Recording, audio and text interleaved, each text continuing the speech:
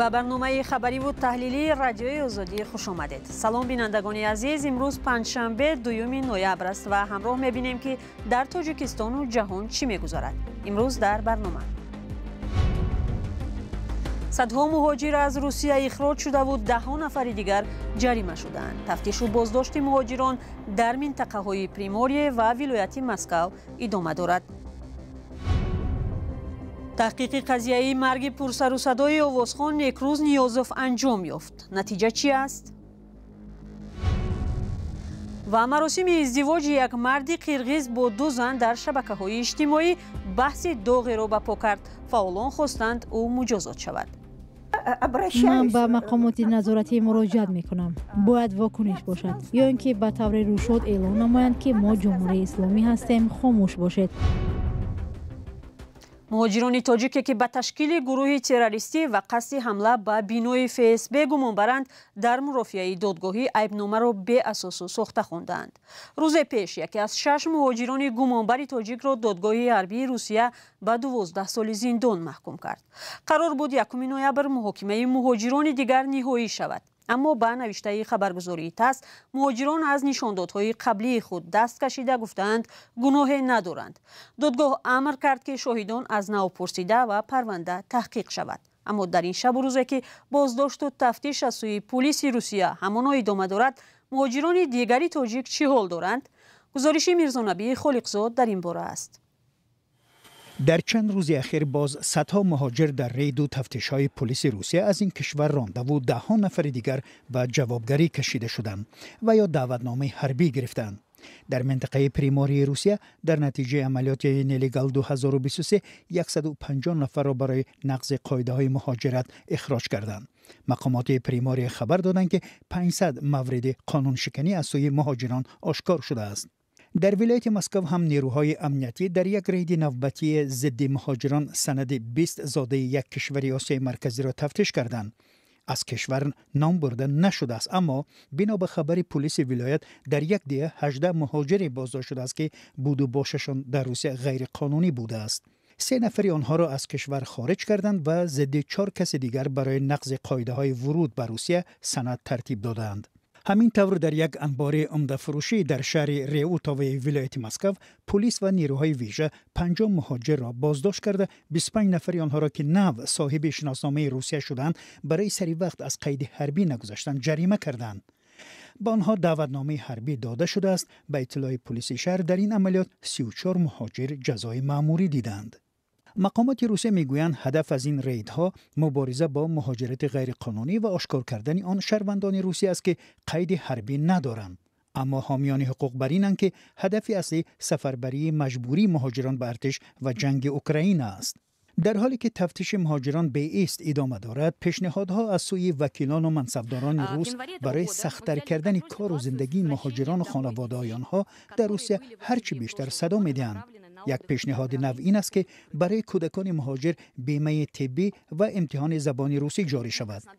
وکالتدار حقوق کودک روسیه ماریا لوووا بلووا پیشنهاد دارد که مهاجران باید برای فرزندانشان بیمه طبی خرند و از کودکان پیش از قبول به مکتب امتحان زبان روسی گرفته شود.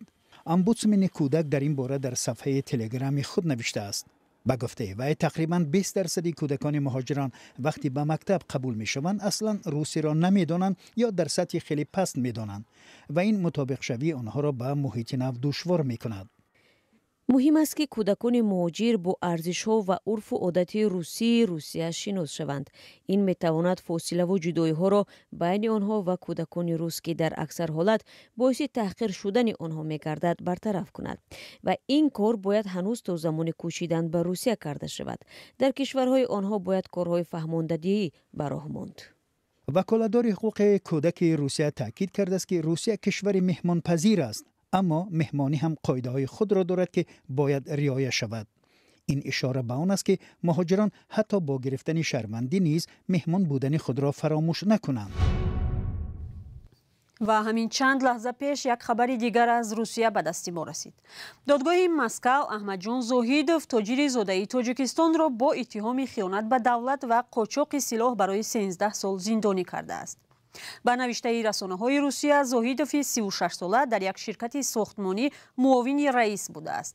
маълум нест ки ин тоҷири тоҷик бо кадом кирдораш ба давлати Русия хиёнат ва дар кадом шакл қасди тиҷоратӣ силоҳ намудааст. назари Зоҳидов ва наздиконаш ба ҳукми додгоҳ дастрас нест. александр рибак, додраси парванда, ба расонаҳо гуфтааст ки Зоҳидов дар 2 маврид ба қочоқ ва дар 6 ҳолат ба қасди қочоқ иқрор шудааст. созмонҳои байналмилалӣ ҳукмҳои додгоҳҳои Русияро шаффоф намедонанд. Зоҳидовро моҳи сентябри соли 2022 боздошт карданд ва парвандааш махфӣ баррасӣ шудааст. салом, агар хату хабар мехоҳед мо дорем. навиди бомдодӣ, сархати хабарҳо, ахбори Тоҷикистон ва ҷаҳон, гузоришҳо ва таҳлилҳо. чӣ мегузарад ва чаро? донистан, фаҳмидан аст. замима ё апи моро бигиред. барномаро бо гузоришҳо аз Тоҷикистон идома медиҳем. додгоҳи ноҳияи Шоҳмансури Душанбе ба қазияи марги овозхони маъруфу ҷавони тоҷик Некрӯз Ниёзов нуқта гузошт. садамае ки боиси марги овозхон шуд бо ширкати писари ректори донишгоҳи Славянӣ рух дода буд. додгоҳ ҳукми ронандаро эълон кард, аммо бе ҳузури наздикони овозхон Некрӯз Ниёзов. онҳо ба мурофиа нарафтанд. мулло Раҷаб Юсуфӣ ва Барот Юсуфӣ ҷузъиёти бештар доранд. کامیاب فیض‌الله راننده ماشینی که سببگار مرگ آوازخوان نکروز نیازوف گردید به 3 سال زندان محکوم شد. روز 2 نوامبر در دادگاه ناحیه شاه منصور بر رادیوی آزادی گفتند حکم 3 روز پیش صادر شده و بر پایه ماده 212 کدکس جنایی یا ویران کردن قاعده‌های حرکت در راه که از بی احتیاطی باعث مرگ انسان می شود گناهکار دانسته شد. وکیل کامیاب فیض‌الله برای شرح حکم دستنارس بود، اما پدرش مشرف فیض‌الله رکتور دانشگاه اسلاویانی روز 2 نوامبر در صحبت حضوری به خبرنگاری آزادی گفت ماشینی که صدمه کرد از او بود نه از پسرش و شب حادثه پسرش ماشین را گرفته کجای رفتنی بود. نزدیکان آوازخوان نکروز نیازوف گفتند آنها به جلسه دادگاه نرفتند چون فرزندشان را دیگر برگرداندن نمیتوانند. صدمه‌ای که باعث مرگ آوازخوان نکروز نیازوف گردید شام 21 سپتامبر در نزد طرفخانه بام جهان شهر دوشنبه رخ داد و واکنش‌های زیاد را در شبکه‌های اجتماعی به میان آورد. کاربران با نظرداشت آنکه عامل صدمه و مرگ آوازخوان پسر منصبدار تاجیک بود گفتند این هم یکی دیگر از بی‌اعتنایی و از خودرفتگی رانندگان جوان به قاعده‌های راه و احترام دیگران است. اما رکتور دانشگاه اسلاویانی روسیه و تاجیکستان در این رابطه گفت از اول تقاضا کردند که همه چیز در دایره قانون بررسی شود. این خیلی فلاکت میتواند به سر هر کس بیاید. هیچ کس از این چیزها در امان نیست، گفت مشرف فیض‌الله. مشرف فیض‌الله همچنین به نزدیکان آوازخوان نکروز نیازوف همدردی کرد ولی نگفت که از بالای قرار دادگاه شکایت میبرد یا نه. بار اول نیست که نام فرزندان منصبداران در رابطه با صدمه‌های مرگاور رسانه‌ای می شود، اما مرگ آوازخوان با استعداد و امیدبخش اعتراض ده نفر را به بار آورده بود. و بیننده عزیز، رادیوی آزادی سلسله نوی را تحت عنوان درس‌های سوادی رسانه‌ای آماده کرده است که سر از 11 نوامبر در هر 2 هفته در همه پایگاه‌های ما پخش می شود. در آنها به گونه خیلی ساده و فهمو درباره فرق کردن خبرهای دروغ از راست، آسیب خبرهای دروغ به ذهن انسان‌ها، راه‌های دلیل سنجی، پیشگیری از دروغ پراکنی و به صورت عموم کاربری با معرفت شبکه‌های اجتماعی و رسانه‌های خبری بودن تعلیم داده می شود.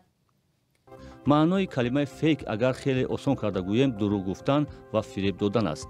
در شبکه جهانی اینترنت و شبکه‌های اجتماعی از همه بیشتر درباره فیک نیوز و خبرهای فیکی سخن می‌رود، یعنی خبرهایی که بافته و ساخته و یا جعلی میباشند. من از گرگی که میپوشد لباسی میش میترسم. مقصد فیک ها یا کسانی که فیک ها رو میسازند فایده گرفتن، جلب کردن توجه کاربران به سامانه یا پلتفرم خود و مقصد پر کردن کیسه خود یا لذت بردن از کاری است که انجام میدهند. چرا ما با فیک ها باور میکنیم؟ بیهوده نمیگویند، حقیقت دلگیر کننده است، اما دروغ هیجان انگیز است. خبرهای اصل از دروغ را چگونه میشود معین کرد؟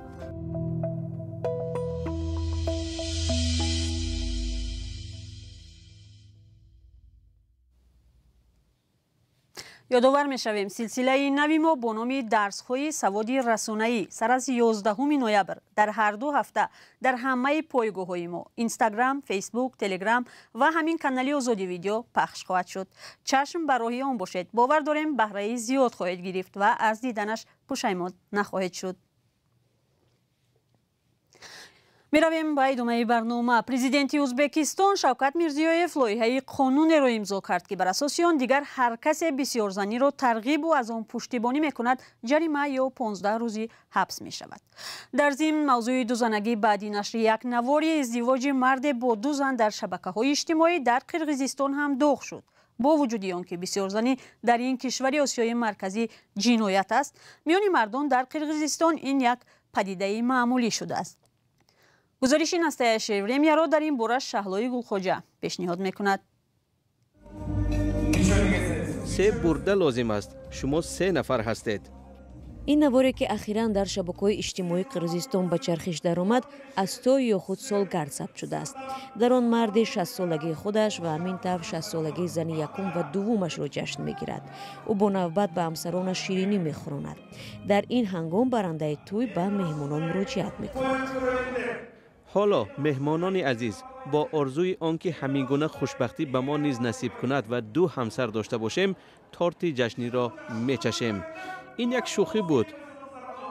طور معلوم شد نخست این نوار را خود برنده جشنواره قوبانیچ برقلباسов که آوازخوانی هم میکند در صفحه‌اش در تیک توک نشر کرده است. بعد اون که نوار در شبکه‌های اجتماعی بحث‌های شدید کاربران را در مورد قابل قبول بودن و یا نبودن دوزنگی در قرقیزستان به بار آورد، قوبانیچ آن را از صفحه‌اش پاک کرد. مگر این طور ممکن بود؟ دهشت، وحشیگری، این نفر باید طبق قانون مجازات شود. در تاریخ قرقیزستان این اولین مردی است که با 2 زنش توی داده است. اکنون دیگرانی سر میکنند. اگر از عهده هر دویش برایت پس چرونه ضررش به کی میرسد؟ برای ویران کردن قانون باید همه از جمله برنده جزا داده شوند. قوبانیچ برقلباسov اصرار می‌ورزد که در این جشنواره او تنها کار خود را انجام میداد و به هیچ وجه بسیارزنی را تبلیغ نکرده است. او میگوید نمیدانست که قانون قرقیزستان بسیارزنی را منع کرده است. بعضی از کاربران نوشتند که من بسیارزنی را ترغیب میکنم. این حقیقت ندارد. من خودم مقابل بسیارزنی هستم و کسی را به گرفتن زن دوم سوم تشویق نکردم. فقط شوخی کردم تا مهمانان چاره‌بینی را شاد کنم. در مورد آن مرد که 2 زن دارد چیزی گفتن نمیتوانم، اما باید این را به اینابت گرفت که آنها سالهای زیاد بیش از 20 سال یک جای زندگی میکنند و به من گفت که با سبب بیماری زن اولش راضی شده است که او زن دوم گیرد. به گفته او زن اول نه تنها اجازه داده است بلکه خودش به او زن نو آورده به شوهرش دعا داده و آنها را خانه‌دار نموده است. بوبوسара Ризқулова раиси маркази буҳронии занони сезим мегӯяд ба ӯ бештар вақт занони дуюм ва ҳатто сеюм муроҷиат карда барои гирифтани алимент аз шавҳаронашон кӯмак мепурсанд. Аммо ин кор тақрибан ғайриимкон аст, зеро чунин издивоҷҳо расман сабти ном нашуданд. Бо назардошти ин ҳомии ҳуқуқ аз додситонӣ даъват мекунад ки фавран алайҳи бисёрзанӣ чора андешад. من به مقامات نظارتی مراجعت میکنم. باید واکنش باشد یا اینکه به طور روشاد اعلام نمایند که ما جمهوری اسلامی هستیم. خاموش باشید. حالت مذکور رعایت نکردن قانون است. پس قانون ها چی لازمند؟ бар асоси кодекси ҷиноии қирғизистон барои дузанагӣ ё бисёрҳамсарӣ ҳамчун ҷазо корҳои ислоҳӣ ё ҷарима пешбинӣ шудааст ва муҳим нест ки издивоҷи дуюм расман сабт шудааст ё не. оиладорӣ бо 2 ва ё зиёда зан ҷиноят ҳисобида мешавад. сарфи назар аз чунин муҷозот аксари мардон дар қирғизистон аз чанд ҳамсарӣ намеҳаросанд. таи солҳои гузашта бархе аз сиёсатмадорон, вакилон, диншиносон ва ҳатто раиси ҷумҳури пешин ҳам ошкоро эътироф карданд ки чанд зан доранд ва барои ин ҳеҷ ҷазо надидаанд. بینندگان عزیز، فرصتی برنامه در همین جا به پایان می رسد. می‌داریم که تا این لحظه ها با ما بودید. خبرهای از این بیشتر را پیوسته می توانید از سامانه رادیوی آزادی و صفحه های ما در فیسبوک و اینستاگرام، تیک تاک و تلگرام و یوتیوب و ادنکلاسنیکی پیدا کنید. اگر شما نیز شاهد حادثه شدید، لطفاً با ما تماس بگیرید. خود را احتیاط کنید و خدا نگهدار شما.